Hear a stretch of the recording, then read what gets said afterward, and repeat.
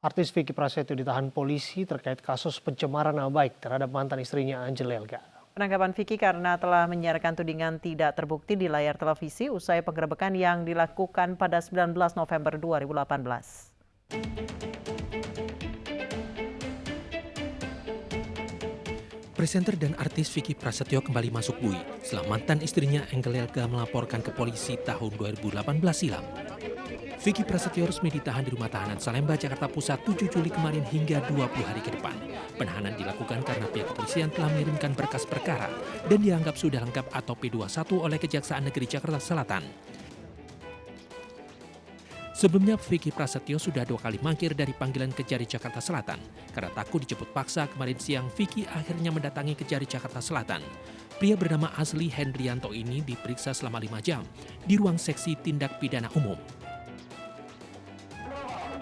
Kuasa hukum Vicky Prasetyo menyatakan penahanan dilakukan Kejaksaan Negeri Jakarta Selatan berdasarkan laporan mantan istri Vicky, Angel Elga, atas dugaan perbuatan tidak menyenangkan dan fitnah. Pelaporan dibuat Angel Elga setelah Vicky menggerebek Angel Elga yang ketika itu masih berstatus sebagai istrinya, sedang bersama laki-laki lain di dalam kamar. Adalah bagaimana pertanggungjawaban hukum terhadap 2 orang ini, terhadap suami, terhadap istri, dan terhadap laki-laki yang ditemui berada di dalam satu kamar yang memang secara hukum, norma, adat, istiadat, susila, agama pun tidak membenarkan. Apa dan bagaimana perbuatan itu apakah dibenarkan, apakah tidak ada hukuman bagi seorang istri yang seperti itu, atau dengan hukuman kepada seorang laki-laki yang memang bersama istri orang lain di dalam kamar. Ini yang menjadi pertanyaan kita. Harus kemana kami mencari sebuah keadilan? Harus kemana kita harus menuntut hak seperti itu ketika memang suami tidak bisa berbuat apa-apa? Kira-kira itu. Kasus berawal dari laporan Vicky Prasetyo terhadap mantan istrinya Angel Elga terkait dugaan perzinahan. Setelah diselidiki polisi, ternyata laporan tersebut tidak terbukti. Mengetahui hal tersebut, Angel Elga melaporkan balik mantan suaminya atas tuduhan perbuatan tidak menyenangkan. Atas laporan tersebut, Vicky terancam hukuman penjara selama 4 tahun. Tim Liputan iNews melaporkan. Pemirsa, seorang pria digerebek istrinya sendiri yang tengah hamil 5 bulan saat berselingkuh dengan wanita lain dalam kamar kos di Medan, Sumatera Utara. Polisi langsung menangkap pria ini karena juga ditemukan bungkusan yang diduga narkoba.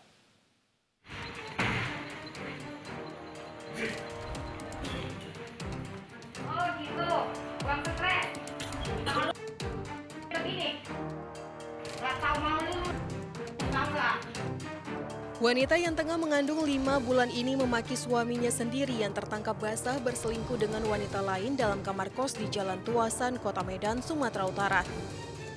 Di dalam kamar ini juga ditemukan 2 pria lain dan 2 wanita. Sementara suami yang digerebek istrinya ini hanya terdiam. Kemarahan ibu 2 anak ini semakin menjadi setelah wanita selingkuhan suaminya justru menyalahkan dirinya. Mau introspeksi diri aja. Lu gak usah suruh aku introspeksi diri, lu aja lah introspeksi diri, tau gak? Gak tau malu lu. Lu bilang gak ganggu laki gua lagi kan? Buktinya apa? Buktinya apa?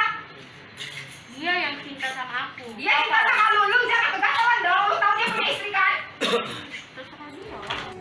Aparat Polsek Percut Setuan yang turut serta dalam penggerebekan ini menemukan bungkus diduga narkoba yang akan digunakan oleh kelima orang ini. Beberapa kali lah udah saya peringatin. Bulan 10 tahun kemarin juga udah kedapatan juga lewat SMS, lewat chat. Semuanya mesra-mesra, kiriman duit semuanya juga ada. Belum ada keterangan resmi dari Polsek Percut Setuan terkait kasus ini karena masih meminta keterangan terlapor dan rekan-rekannya termasuk dugaan pesta narkoba yang akan dilakukan dalam kamar kos. Dari Medan, Sumatera Utara, Adi Palapa Harahap, iNews melaporkan. Kasus penggerebekan diskotik yang nekat beroperasi saat PSBB transisi masih bergulir. Ini beredar bahwa sempat terjadi penyekapan sebelum penggerebekan.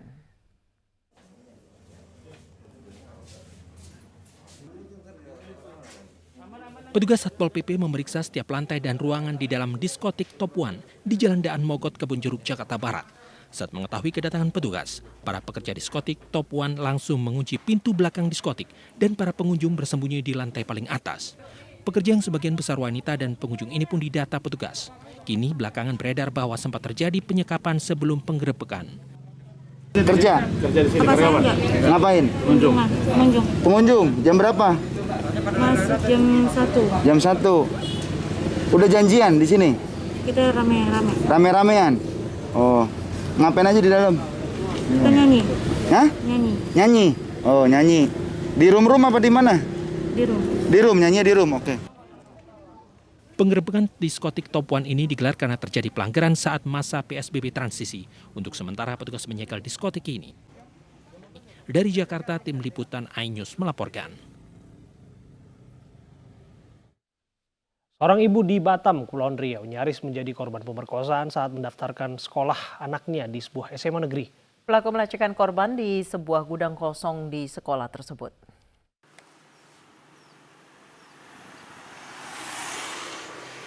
Hendak mengurus penerimaan peserta didik baru atau PPDB di sebuah SMA negeri di Batam, Kepulauan Riau, salah satu orang tua siswa nyaris diperkosa.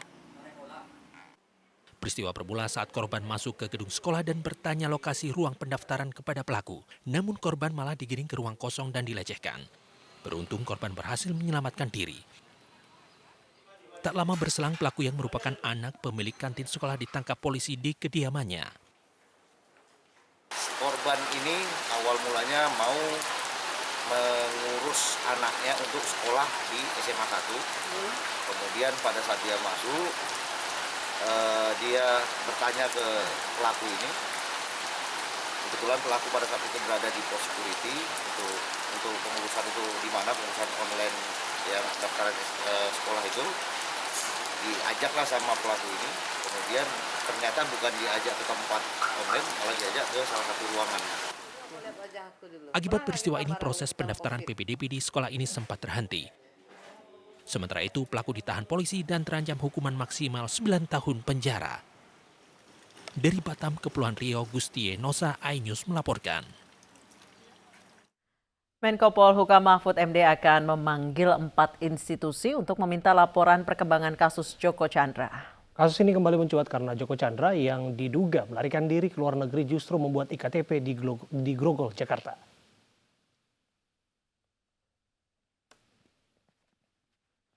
Rencana pemanggilan 4 institusi oleh Mahfud MD berkaitan dengan perkembangan upaya pengejaran Joko Chandra terkait kasus korupsi pengalihan hak tagih Bank Bali.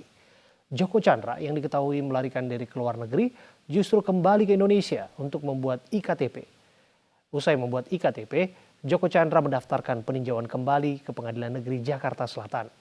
Pemanggilan 4 institusi agar proses penangkapan Joko Chandra terbuka.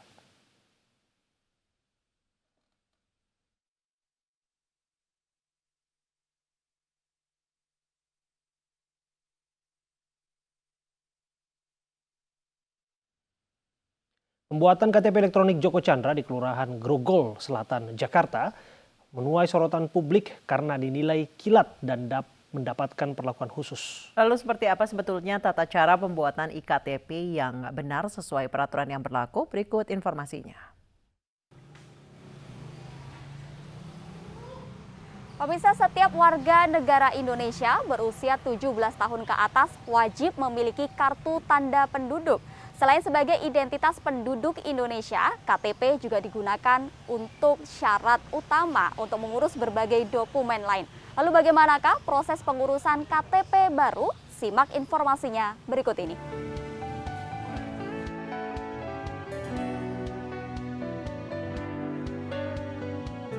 Untuk membuat KTP elektronik, pemohon wajib mendatangi kantor kelurahan setempat dan tidak dapat diwakilkan. Selain itu, jangan lupa membawa sejumlah syarat yang diperlukan.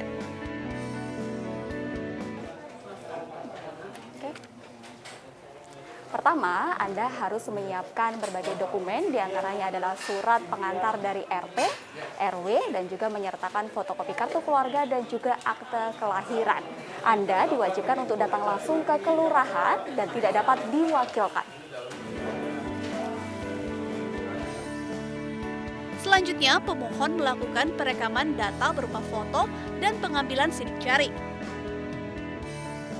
Sementara itu, menurut penuturan warga di kantor Kelurahan Grogol Selatan, Jakarta, lama pembuatan eKTP beragam. Biasanya sih langsung cepat, tapi setelah kita ambil nomor, nanti nunggu dipanggil nomor berapa, setelah itu taruh berkasnya diserahkan, nanti tunggu sebentar. Biasa kalau dari dukcapilnya lagi nggak rusak atau ini, itu langsung jadi. Tunggu sebentar sih, terus langsung masuk, tunggu panggilan.